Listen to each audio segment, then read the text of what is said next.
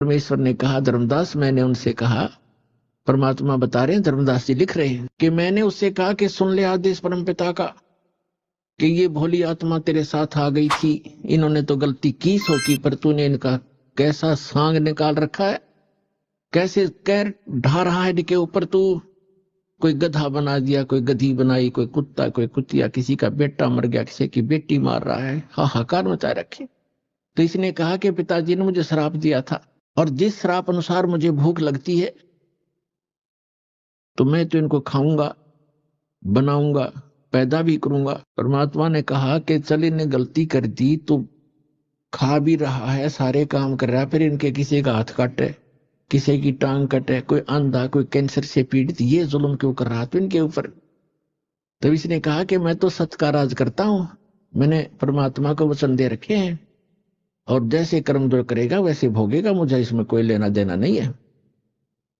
पुण्यात्माओं, यहाँ की इस सारी व्यवस्था ऐसी है इस काल के लोक में।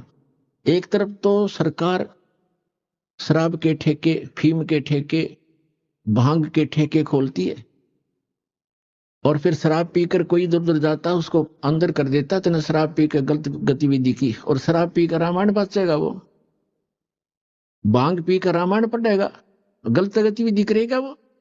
तो इसने ऐसा कर रखा है कि मैं तो सत्य का राज करता हूं, जो जैसे कर्म करेगा वैसा ही फल देता हूं। अब ये इतनी बकवादों की आविष्कार करवा दिया, तो फिर ये बोली आत्मा तो गलतियां करेंगे ही करेंगे, तो कहते भोग लेंगे।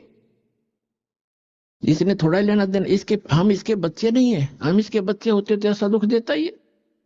आज केदारनाथ के ऊपर 20,000 आदमियों को मार देता अपने बच्चों को। हम इसके बालक नहीं है, हम इसकी प्रजा नहीं है, हम उस परमात्मा की प्रजा है, सतपुरुष के बच्चे हैं, और हम अपनी गलती से इसकी कैद में फंस गए हैं। यहां से निकालने का एक तरीका है, हम स्वेच्छा से आए हैं, स्वेच्छा से ही वापस जाएंगे।